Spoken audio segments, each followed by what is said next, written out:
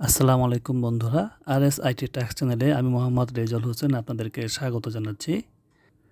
গত পর্বে আমরা শিখেছিলাম কিভাবে আমাদের এই ট্যাবগুলো আমরা কাস্টমাইজ করে সাজিয়ে নিতে পারি এবং ফুটারের যেই অপশনটি আছে এখানে আমাদের পোস্টগুলো আমরা কিভাবে শো অফ করতে পারি। আজকের ভিডিওতে আমরা শিখব এই ফুটারে ক্রেডিট বাই যে অপশনটি আছে বা কপিরাইট ক্রেডিট যেটি আছে এটা কিভাবে আমরা কাস্টমাইজ করে আমাদের নিজস্ব ওয়েবসাইটের লিঙ্ক বা ওয়েবসাইটের নাম বসাতে পারি। তাহলে চলুন আমরা শিখে ফেলি। তো এই জন্য বন্ধুরা আমাদেরকে যেটি করতে হবে, আমাদেরকে আমাদের ব্লগ সাইটের ব্যাকএন্ডে যেতে হবে। ব্যাকএন্ডে আসার পর আমরা এখান থেকে চলে আসব থিমে আসার পর আমরা এখান থেকে কাস্টমাইজের পাশে যে অ্যারো চিহ্নটি আছে এখানে ক্লিক করব। এখানে ক্লিক করে এডিট HTML যে অপশনটি আছে এখানে ক্লিক করব। তো এখানে কাজ শুরু করার পূর্বে বন্ধুরা আমাদেরকে যেটি করতে হবে, আমরা এখানে যেই কোডটি বসাবো সেই কোডটি আগে আমাদেরকে রেডি করতে হবে। তো এই কোডটি রেডি করার জন্য আমাদেরকে নোটপ্যাড ওপেন করতে হবে। নোটপ্যাড ওপেন করে আমাদেরকে এরকম একটি কোড লিখতে হবে। তো বন্ধুরা আপনাদের ঘাবড়ানোর কিছু নাই, আমি এই কোডটি আপনাদেরকে দিয়ে দেব। জাস্ট এখানে আপনারা কিছু কাস্টমাইজ করবেন, সেই কাস্টমাইজটি কোথায় কোথায় করবেন আমি আপনাদেরকে দেখিয়ে দিচ্ছি। তো এখানে বন্ধুরা দেখতে পাচ্ছেন যে ক্রেডিট বাই যে অপশনটি আছে এরপরে একটু যদি সামনের দিকে আসি তাহলে তো এখানে MRH সরকার নামে একটি নাম পাচ্ছি আমরা। তো এখানে আপনারা যেটা করবেন, এখানে আপনারা আপনাদের নাম এখানে বসিয়ে দিবেন অথবা আপনাদের যেই প্রতিষ্ঠানের নাম সেটা এখানে বসিয়ে দিতে পারেন। এরপরে যদি আমরা একটু সামনের দিকে আসি, সামনের দিকে আসার পর বন্ধুরা এখানে দেখতে পাচ্ছেন যে HREF, এই HREF এর পরে দেখতে পাচ্ছেন একটি ওয়েবসাইটের লিঙ্ক আছে। এই ওয়েবসাইটের লিঙ্কের জায়গায় আপনারা আপনাদের যে ওয়েবসাইটের ফুটার ক্রেডিট চেঞ্জ করবেন সেই ওয়েবসাইটের লিঙ্কটি এখানে বসাবেন। তো আমি যেহেতু এই সাইটটির জন্য কাজ করছি, তো আমি এখান থেকে আমাদের যেই ব্লগ সাইটের URLটি আছে এটা কপি করে নিচ্ছি।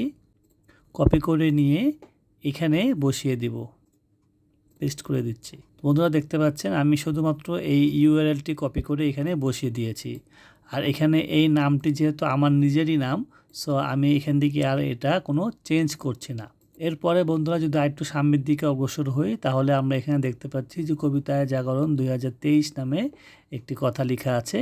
তো এটা বাংলায় আছে, আপনারা চাইলে এখানে বাংলাও লিখতে পারেন, ইংলিশও লিখতে পারেন, এখানে কোনো সমস্যা হবে না। তো বন্ধুরা এখানে আমি যেটা করব, যেহেতু আমার ব্লগটি পুরোটাই বাংলাতে আমি লিখছি, সো আমার এই ব্লগ সাইটের যে নামটি আছে সেটি আমি এখানে বাংলাতেই লিখছি।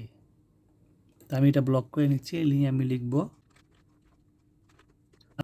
IT tax 2023।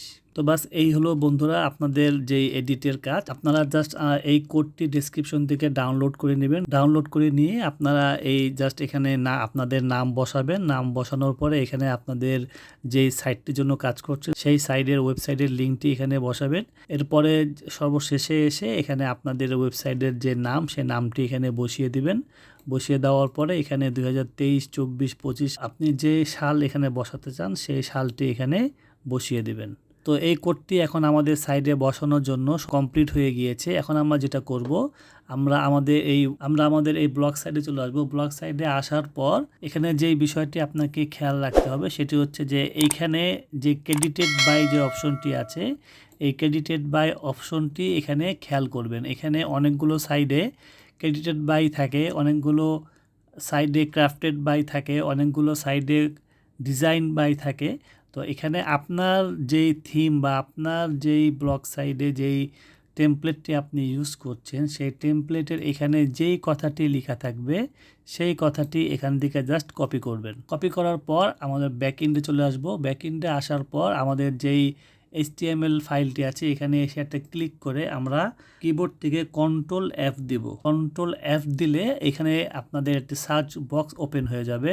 এখানে এসে মাউস থেকে রাইট বাটন ক্লিক করে পেস্ট করে দিবেন। পেস্ট করে দেওয়ার পর এখান থেকে আপনি একটা এন্টার দিয়ে দিবেন। এন্টার দিয়ে দিলে বন্ধুরা দেখতে পাচ্ছেন যে এই যে ক্রেডিটেড বাই যেটা আমরা এখন থেকে কপি করে নিয়ে এনেছি, যেটা এখানে লেখা ছিল সেই কোডটি কিন্তু আমরা এখানে পেয়ে গিয়েছি।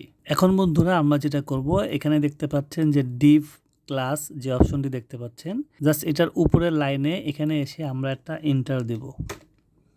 এটা এন্টার দেওয়ার পর আমরা এখন যেটা করব, আমরা যে কোডটি এখানে কাস্টমাইজ করেছি এই কোডটি এখান থেকে সম্পূর্ণটি কপি করব। কপি করে এসে আমরা এখানে রাইট বাটন ক্লিক করে পেস্ট করে দেব।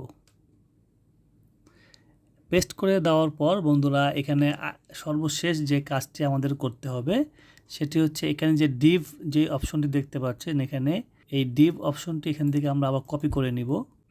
কপি করে নেওয়ার পর আমরা এখানে আইটি ইন্টার দিব। ইন্টার দিয়ে আমরা আবার এখানে এটা পেস্ট করে দেব। এরপরে আমরা এই রাইট সাইড থেকে এখানে সেভ অপশনে ক্লিক করে দেব। সাকসেসফুলি এখানে আমাদের সেভ হয়ে গিয়েছে। তো বন্ধুরা এখানে অবশ্যই যেটা খেয়াল করবেন সেটা হচ্ছে এই যে ক্লোজ যে ডিভটি আছে এটি কিন্তু অবশ্যই খেয়াল করে দিবেন, আদারওয়াইজ কিন্তু আপনার এই কোডটি কাজ করবে না।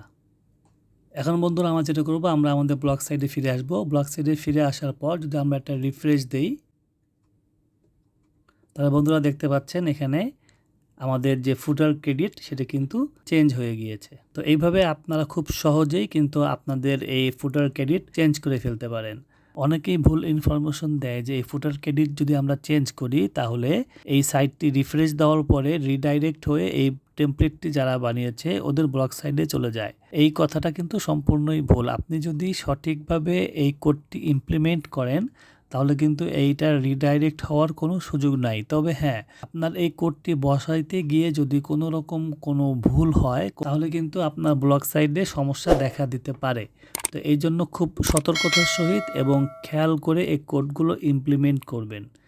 তো আশা করি এই ভিডিওটি আপনাদের অনেক কাজে লাগবে। আমার চ্যানেলটি সাবস্ক্রাইব করে বেল আইকনটি অন করে রাখবেন। দেখা হবে নেক্সট ভিডিওতে। আসসালামু আলাইকুম।